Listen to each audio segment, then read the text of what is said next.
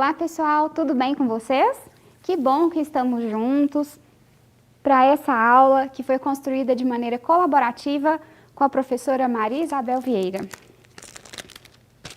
Para você que ainda não me conhece, eu sou Sara Fernandes, professora de Língua Portuguesa e Literatura aqui na Rede Municipal de Uberlândia, e nessa aula vamos pensar sobre a publicidade e as nossas vontades.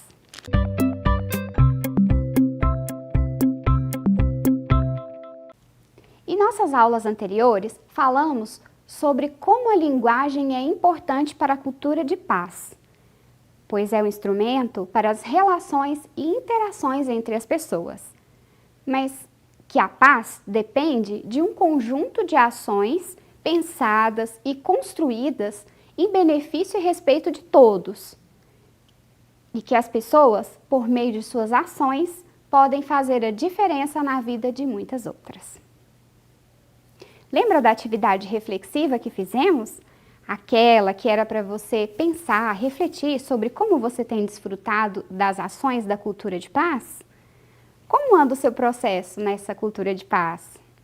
Vamos retomar ele, né? De vez em quando, não vamos deixar esquecido. Então, nessas aulas de julho, vamos pensar sobre a relação entre o trabalho e o consumo. De uma maneira simples de pensar, nosso meio de gerar renda e consumir produtos e serviços. Sobre isso, na aula de História, o professor mostrou que o modelo de sociedade atual incentiva a cultura do trabalho objetivando o consumo. Vocês viram que o ideal de comprar, de consumir, traz, na maioria das vezes, uma grande sensação de felicidade plena. Isso acontece com vocês? Quando efetuam a compra de uma coisa que queriam? E às vezes vocês compram coisas que nem queriam tanto? Isso aconteceu com você? Já parou para pensar se dá para comprar felicidade? Tem uma marca de refrigerante que vende o seu produto como se fosse felicidade. Já viram essa publicidade? Será que isso é possível? Bem, pessoal, peguem seus materiais para fazer anotações e o exercício da aula, porque nesta aula de hoje vamos pensar sobre como a publicidade afeta as nossas vontades. Bem, na aula de História, então, vocês pensaram sobre essa relação do trabalho, né, e o consumo. E aí eu retomo essa pergunta para você. Por que é que nós trabalhamos? Bem, alguns de vocês devem ter pensado para pagar as contas. Mas se são contas do quê? Ah, isso mesmo, né? Coisas que nós compramos. Essa ideia, né, esse pensamento de trabalhar para comprar é de um tempo para cá que surgiu. Porque lá no início, né, das civilizações, cada um trabalhava para suprir a sua própria necessidade vital, né, de sobrevivência ali. Não era assim como hoje, então só caçavam se tivessem com fome, não é verdade? E vamos entender como que isso acontece na nossa aula de hoje, né? Vejam aqui essa imagem. São trabalhadores, né, em uma fábrica, em uma linha de montagem, né? Todo esse balcão aqui, essa estrutura, né, é a linha de montagem. Estão fabricando produtos, todos eles o mesmo produto. Então, ao final aqui, serão vários produtos iguais. Olha a quantidade de pessoas. Né? Essa mudança, então, no trabalho, né, de produzir para gerar produtos em excesso, né, esse produto, então, vai ter que ser vendido depois. E aí, então, começou essa ideia, né, que as pessoas precisam trabalhar para comprar coisas. Bem, isso foi lá na Europa, como o professor já mencionou com vocês na aula de História.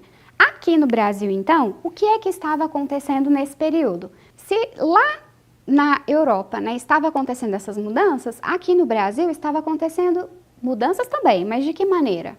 Né? Vamos lembrar. Então, essa tela aqui, ó, da Tarsila, remete a essa questão do trabalho nas fábricas. Então, observem aqui a quantidade de pessoas, certo? Olha a diversidade aqui, né? Pessoas com vários formatos de rosto, né? Vários tipos.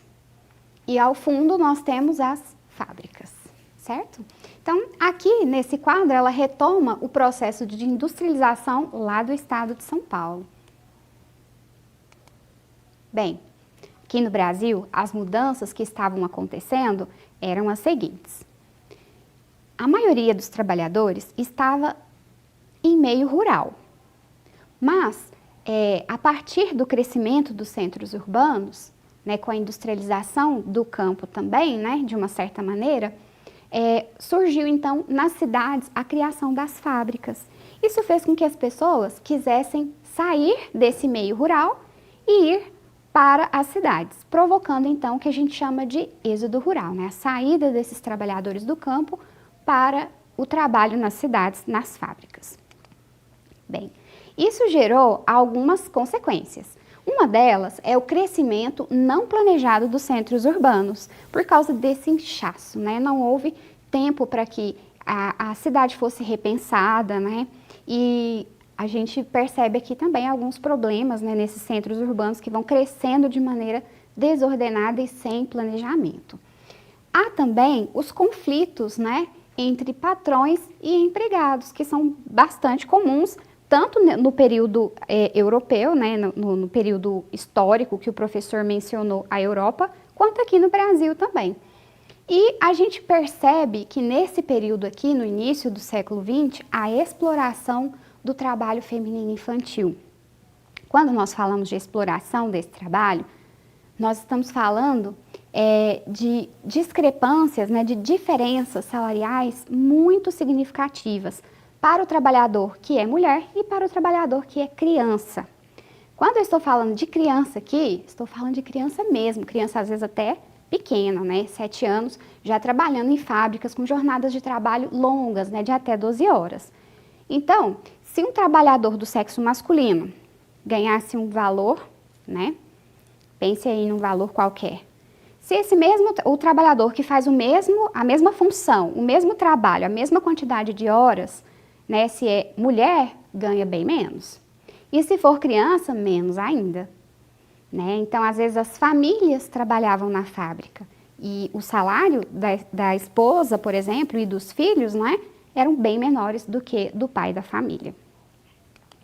Bem, em relação a isso, pessoal, né, esses conflitos ao longo, né, dos anos resultaram na criação de algumas leis que protegesse o trabalhador. Então, devido a essas mudanças, né, ao longo dos anos que geraram as leis, atualmente nós temos como exemplo disso, né, a lei do aprendiz, que é um assunto bastante comum entre vocês, né, adolescentes e as famílias também, que a lei determina o quê, né, assim, de maneira bem simples, que até os 14 anos a criança ela deve privilegiar o estudo, a escola, né, e o trabalho então deve começar, né, se for do interesse da família, por exemplo, aos 14, de forma então que essa criança passe um tempo na escola, continue o seu estudo e que ela passe uma parte do seu dia no trabalho. Mas que esse trabalho também tenha lá cursos de formação para que ela compreenda o processo ali de todo aquele lugar, né, que ela está trabalhando e aprenda também coisas que vá servir para a vida, né? Se ela for trabalhar em um outro local também é interessante ela conhecer.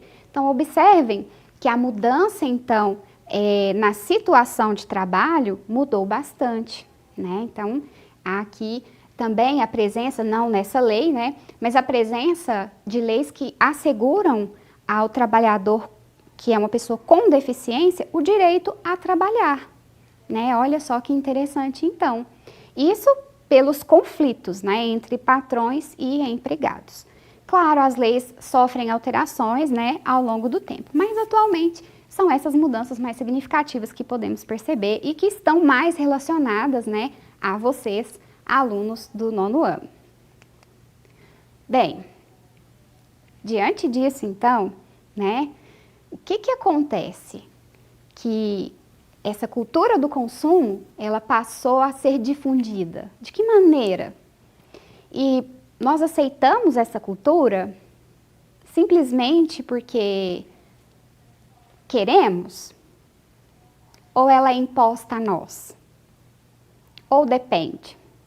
Depende da situação. Vamos pensar.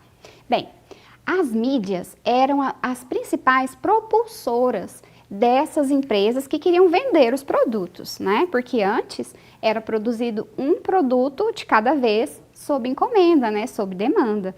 Agora, com as fábricas, não. Havia um excesso de produtos que precisariam ser vendidos. Eles começaram a pensar, então, em estratégias de venda. Como é que eles vão vender um produto se ninguém nunca viu, não conhece? E aí, fizeram, então, parcerias com as mídias. Começamos, então, lá nos impressos, depois passamos para o rádio, né? E aí também continuamos com a revista, o jornal impresso permaneceu, né? Aí veio a chegada da TV, e aí sim a gente tem um avanço, vamos assim dizer, nessa cultura do consumismo. E aí realmente passou a ser uma cultura, passou a ser coisas do cotidiano, né? Essa necessidade e esse aviso sempre de te falar, olha, você precisa comprar. Bem, e aí, pessoal, percebemos nos outdoors, em cartazes, né, grandes também que conhecemos, nos ônibus, né, na parte traseira ali dos ônibus, nós percebemos também cartazes, né, e textos publicitários lá. E aí a gente tem a criação da internet. Agora sim as coisas dão uma mudada, porque tudo isso aqui que existia no meio impresso, por exemplo, continua, mas de uma forma diferente na internet, de uma forma virtual. E você já parou para pensar por que quando você faz a busca de algum produto na internet, no seu celular ou no seu computador, parece que esse produto começa a te perseguir? Se você pesquisa lá, sapato, de uma determinada cor, por exemplo, né? Quando você fecha a sua busca e abre novamente alguma página da internet, começam a aparecer várias propagandas daquele sapato. E você fala, nossa, eu não quero comprar esse sapato, só estava olhando. E isso vai acontecer sempre. O que acontece é que isso é um cookie. A culpa é do cookie. Mas não é esse cookie aqui, né, que a gente já conhece, não. Esse aqui é o cookie, que é a bolachinha, né? Bom, o que são esses cookies, então? As empresas que vendiam, né, pela internet, elas sentiram necessidade de conhecer o cliente. E a partir de então, né, lá nos anos 90, depois, né, logo após a criação da internet doméstica, começaram a criar esses cookies para atender a necessidade das empresas. Bem, o cookie, o que ele é então? São arquivos criados quando você entra em páginas da internet, em sites, e eles são salvos lá no seu computador. Quem faz isso é o navegador da internet, é aquele que você escolhe para fazer o acesso, certo? Bem, a partir de então, né, esse cookie, ele coleta as suas informações. Você não sabia disso? Bem, quando você entra numa página, ele te pergunta, concorda com a nossa política de cookies? Se você só clica assim, sem ler, você está aceitando tudo aquilo que está escrito nas letrinhas miúdas. É preciso, então, tomar cuidado, fazer a leitura atenta, certo? Bem, há uma lei que regulamenta o uso dos cookies. Ela é da União Europeia e está em vigor desde 2018. E para que, então, o que essa lei regulamenta? Ela regulamenta o uso do cookie, né, nas redes sociais e principalmente nas empresas. E nos protege também de ataques de hackers, por exemplo, né? De violação da segurança e privacidade. Bem, lá no comércio eletrônico, como é que esse cookie funciona? Imagine que você vai fazer uma compra no supermercado. É comum você pegar um carrinho de compras, certo? Lá na loja virtual acontece de uma forma parecida. Você seleciona esse produto e fala, eu vou escolher esse produto A. E o produto vai para um lugar chamado carrinho de compras também. Sem o cookie, isso não seria possível. Você teria que fazer a compra de um produto de cada vez. Então, mesmo que você quisesse comprar 3 produtos numa mesma loja, você teria que efetuar 3 compras. E o cookie te permite isso. Bem, o login de formulários. Quando você acessa um site e preenche ali os seus dados, o endereço, por exemplo, e você entra novamente em um outro site e vai preencher o seu endereço, esse preenchimento é automático. Então, ele já sugere, é esse endereço, você só clica, né? Então, isso é possível também pelos cookies, né? Pelo login de formulários.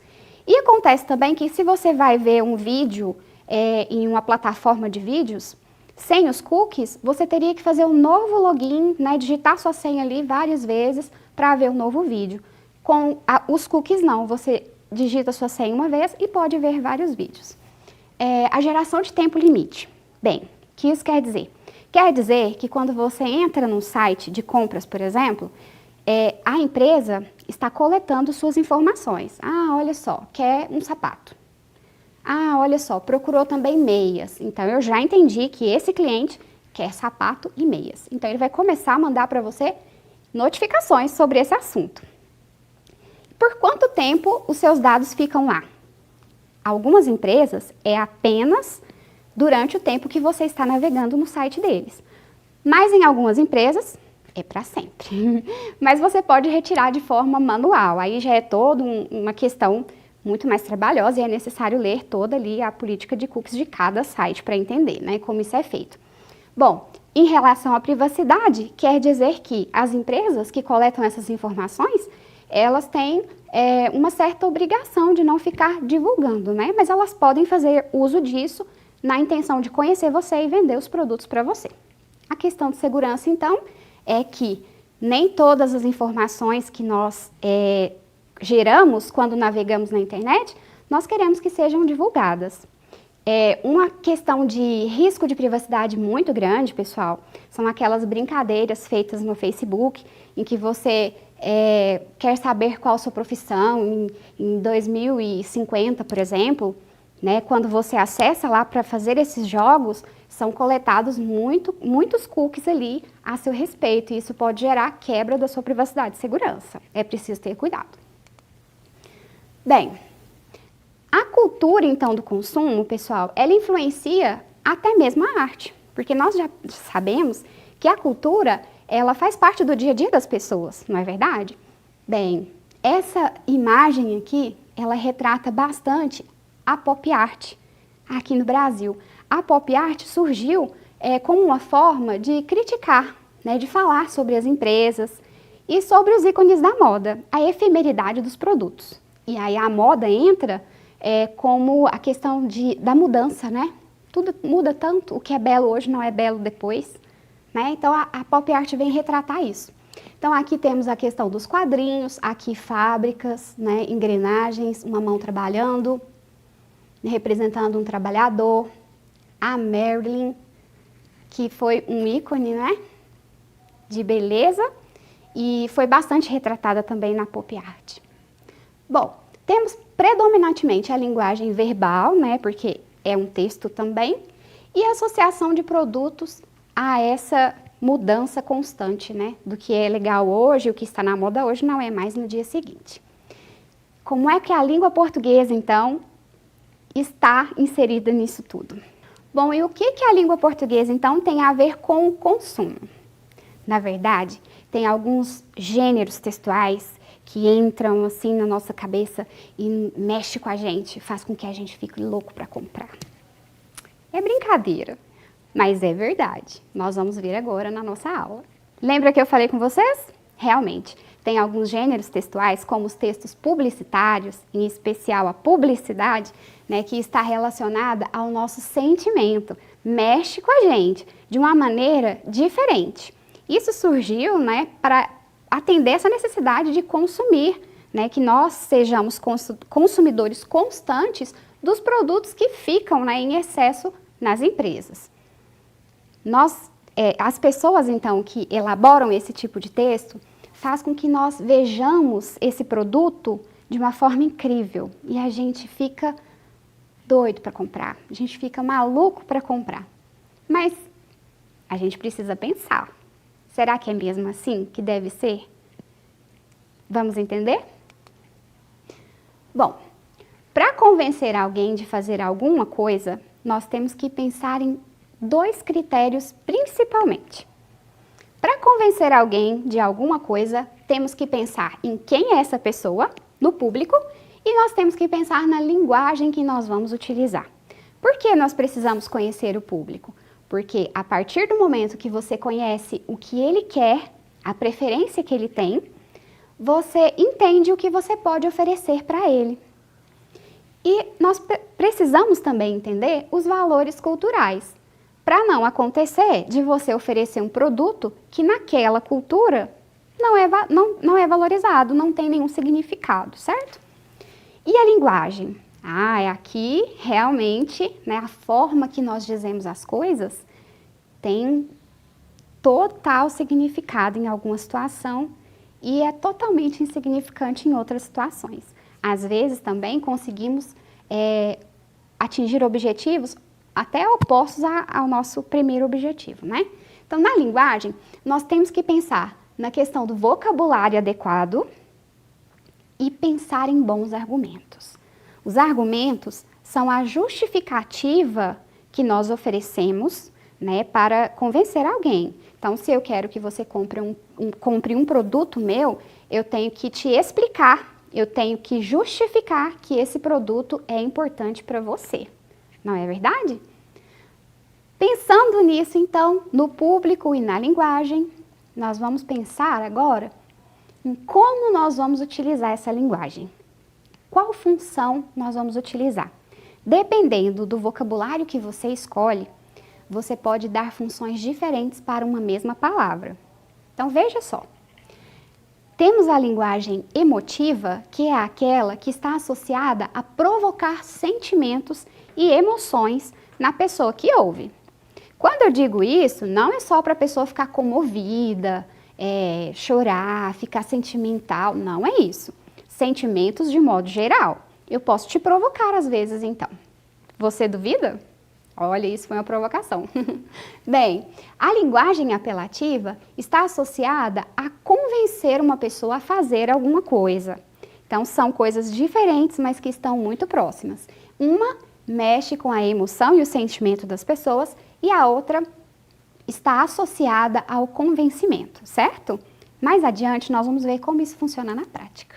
Vamos fazer um exercício. Temos aqui um texto. Aí você pensa, é só uma imagem, vamos pular e ler o que é para fazer. Ei, calma aí. Quando nós temos uma questão, um exercício para fazer, a imagem não está lá só para decorar. Então, é importante que você leia essa imagem também. A imagem num texto publicitário é muito importante, certo? Inicialmente, vamos fazer uma imagem assim, uma leitura dessa imagem descritiva, bem simples, só para a gente verificar o que é que contém nela, certo? Um título, propaganda é tudo, um personagem que nós percebemos aqui, um senhor, tudo indica, né, possivelmente está em situação de rua, está pedindo dinheiro, está sentado na calçada, né, com roupas bem simples, percebemos que até costuradas, né, na tentativa de ser restaurado, e aí a gente tem 2 cartazes. Percebeu os 2 cartazes? Então, tem que fazer a leitura atenta, tá? Mesmo sendo uma imagem. Então, vamos lá. O primeiro cartaz, ele está segurando e esse cartaz está escrito uma frase. Está escrito o seguinte: duvido que você acerte uma moeda. E o segundo cartaz está desenhado um alvo, não tem palavras nele. Esse segundo cartaz está fixado na parede.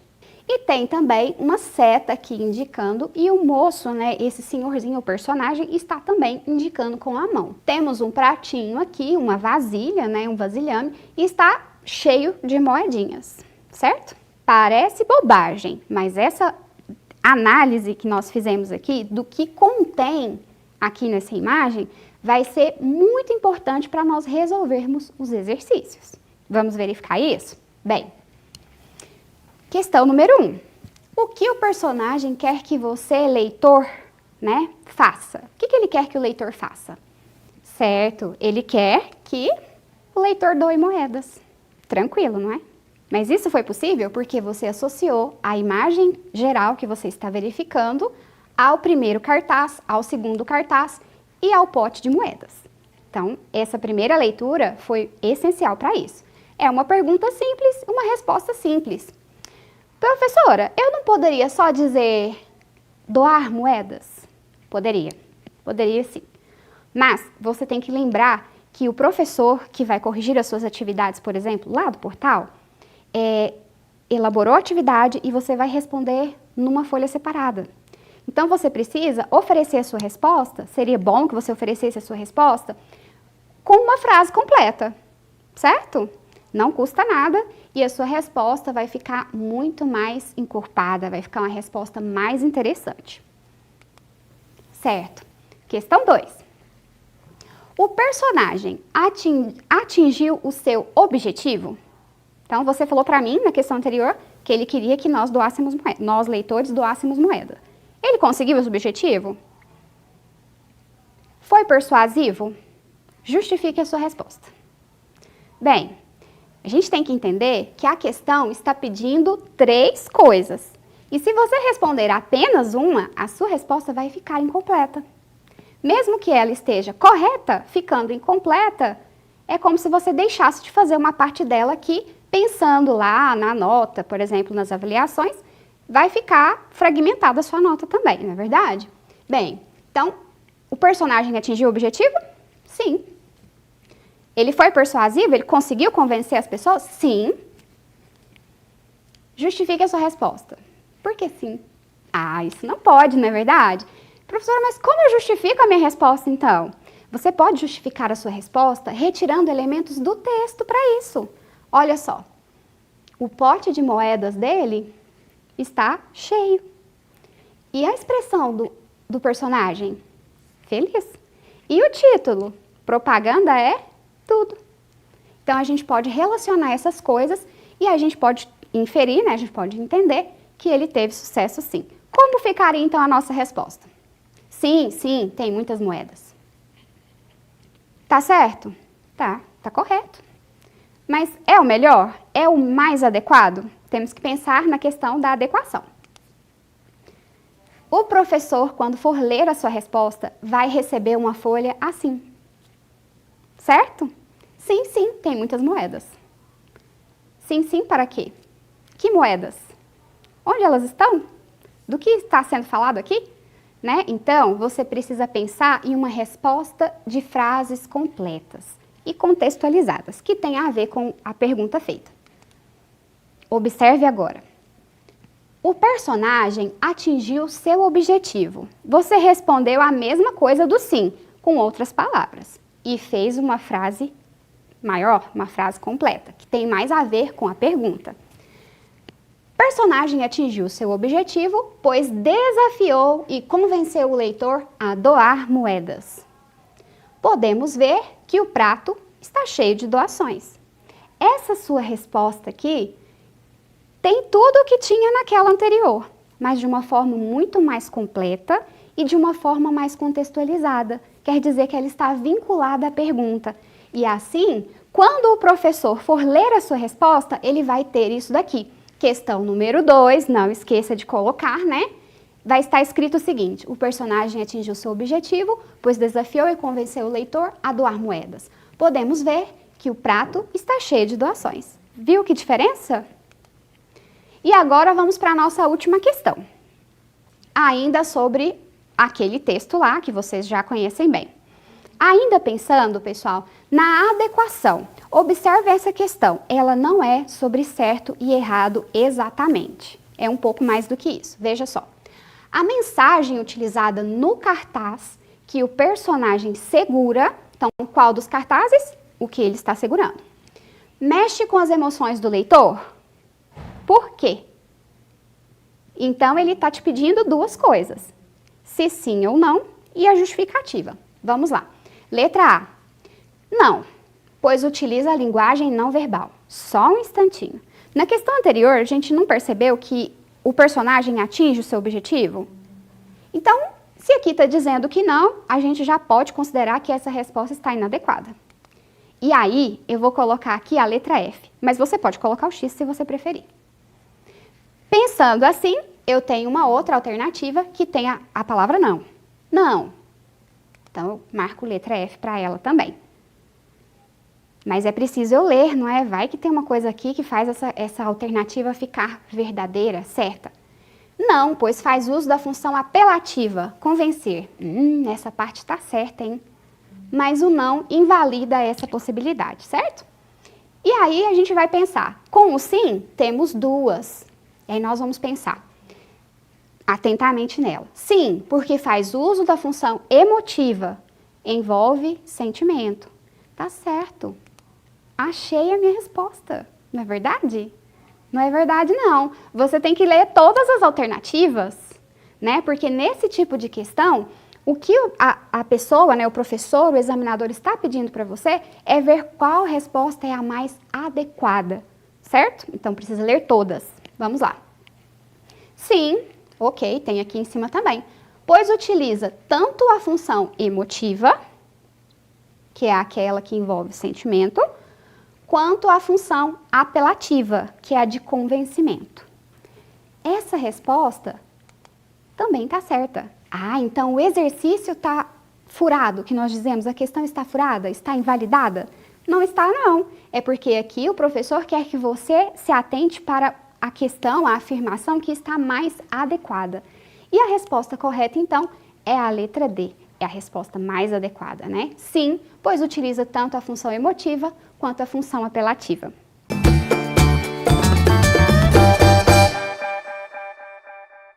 Depois de fazermos esses exercícios e pensar então sobre como analisar perguntas e oferecer respostas, eu tenho certeza que você vai caprichar ainda mais nas atividades do portal e nas atividades que o seu professor envia para você. Até a próxima, pessoal!